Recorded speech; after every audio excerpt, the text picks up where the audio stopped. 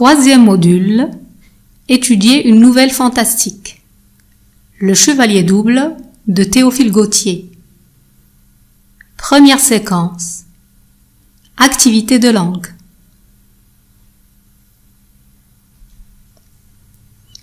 Vous reconnaissez certainement ce texte. Il s'agit bien sûr du premier paragraphe de l'incipit de la nouvelle. Comme on l'a bien souligné précédemment, le narrateur fait le portrait physique et moral d'Edwige. Nous allons voir aujourd'hui quelques moyens qu'on peut utiliser pour décrire, c'est-à-dire des procédés de caractérisation. Observez les éléments écrits en couleur ou soulignés dans le texte. Maintenant, précisez la catégorie grammaticale des mots qui sont écrits en couleur.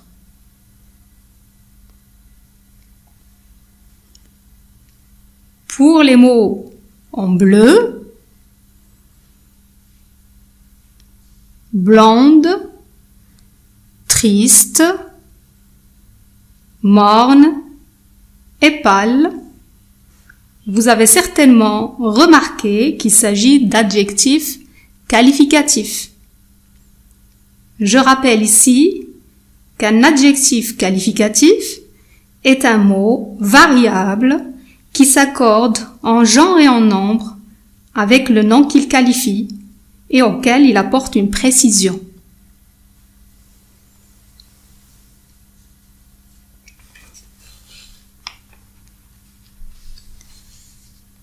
Passons maintenant aux mots écrits en vert. Il s'agit bien sûr de l'adverbe si qui est employé ici pour souligner le degré, l'intensité de la tristesse d'Edwige. Rappelons que l'adverbe est un mot invariable.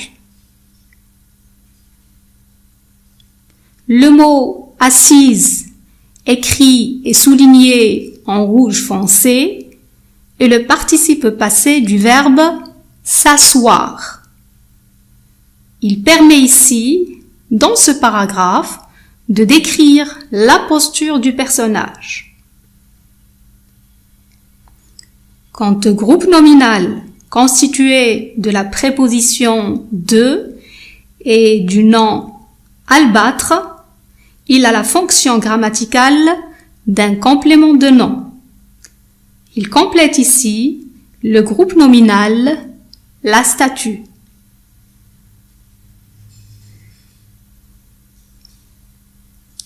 Observons maintenant la dernière proposition, qui pleure sur un tombeau. Vous avez dû certainement constater qu'il s'agit d'une proposition subordonnée relative. Notons que la subordonnée relative sert en général à expliquer ou à déterminer un groupe nominal à la manière d'un adjectif ou d'un complément de nom.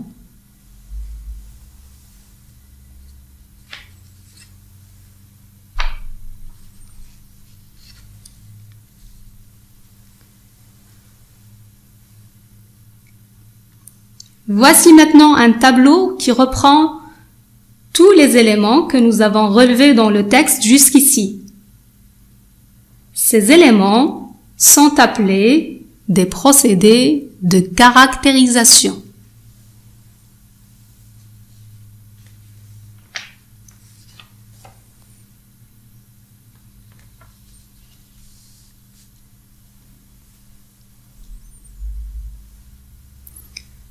Vous trouverez devant vous une récapitulation des principaux moyens de caractérisation. L'adjectif, l'adverbe, le complément de nom, le participe passé et la proposition subordonnée relative.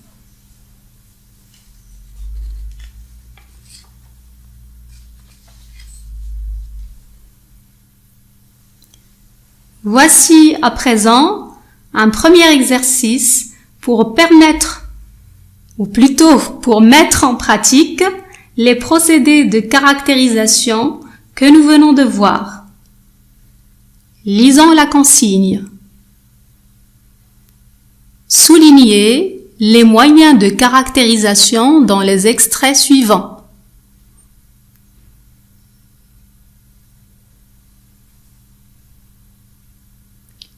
Vous êtes donc invité à lire les énoncés devant vous, à repérer et à souligner les procédés de caractérisation qui y sont employés.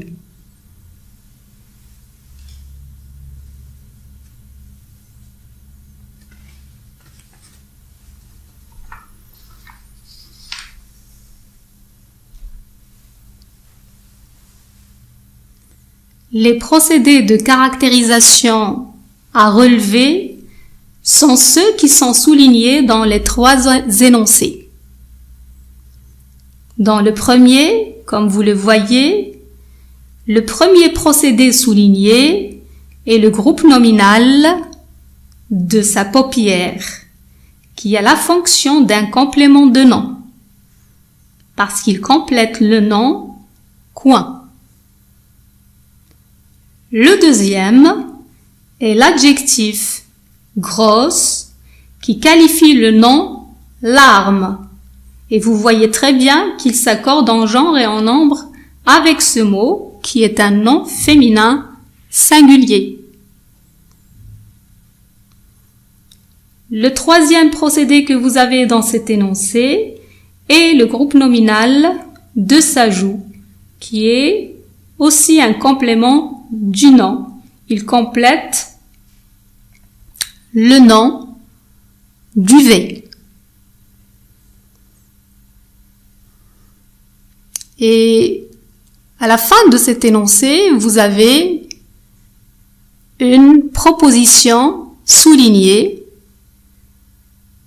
Donc, c'est une proposition subordonnée relative qui caractérise l'alarme. Une grosse larme qui ne tarit jamais. Dans le deuxième énoncé, Edwige était tellement pâle que la mort ne l'a pas beaucoup changé. Vous avez l'adjectif pâle, qui décrit bien sûr le teint d'Edwige. L'adverbe tellement, qui précède cet adjectif,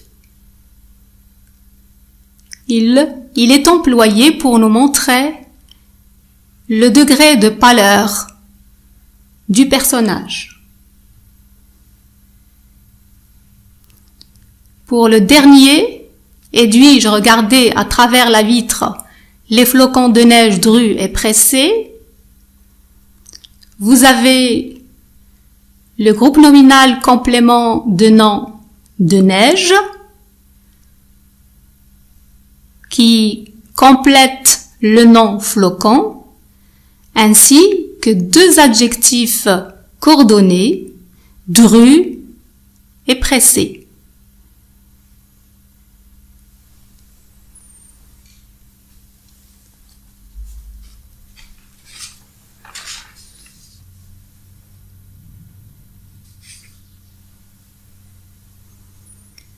Passons maintenant au deuxième exercice. On nous demande dans la consigne de classer les adjectifs de la liste dans un tableau selon qu'ils expriment la grandeur ou la petitesse.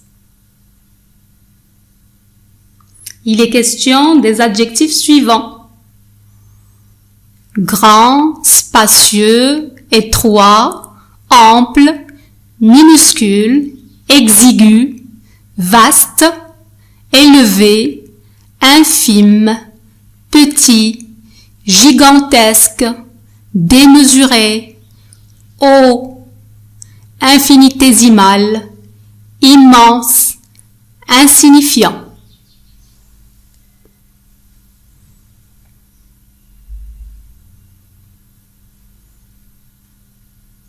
Bien sûr, quand vous êtes chez vous, vous pouvez vous aider d'un dictionnaire.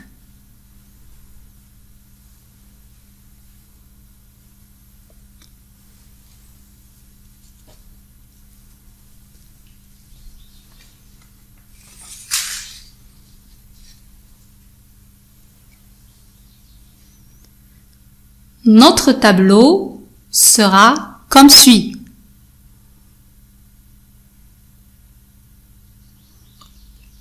Pour les adjectifs exprimant la grandeur, donc vous avez grand, immense, spacieux, ample, haut, vaste, élevé, gigantesque et démesuré. Quant à ceux qui expriment plutôt la petitesse, vous avez infinitésimal, insignifiant, étroit, petit, exigu, minuscule et infime.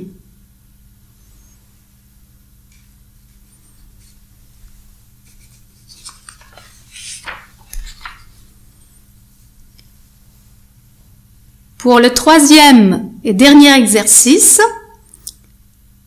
il s'agit de remplir les vides dans le texte par les éléments écrits en rouge. À bois, qui se précipite de la montagne, haute, fort, d'octobre. Et bien sûr, il s'agit ici de plusieurs procédés de caractérisation, donc des compléments de nom, des adjectifs, des adverbes, propositions subordonnées relatives.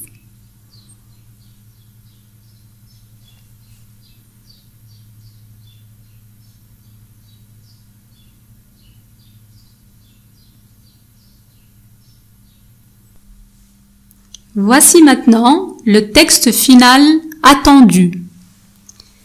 La ville de Verrières est abritée du côté du nord par une haute montagne. C'est une des branches du Jura.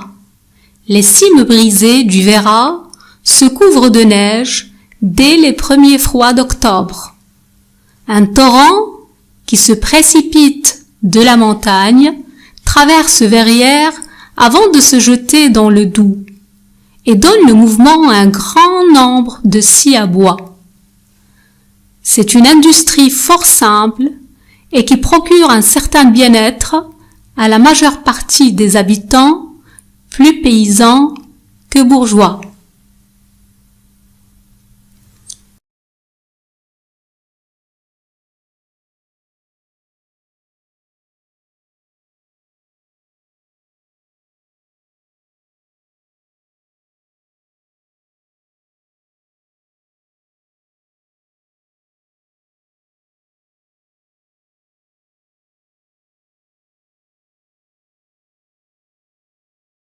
Merci pour votre attention et à bientôt avec une nouvelle leçon.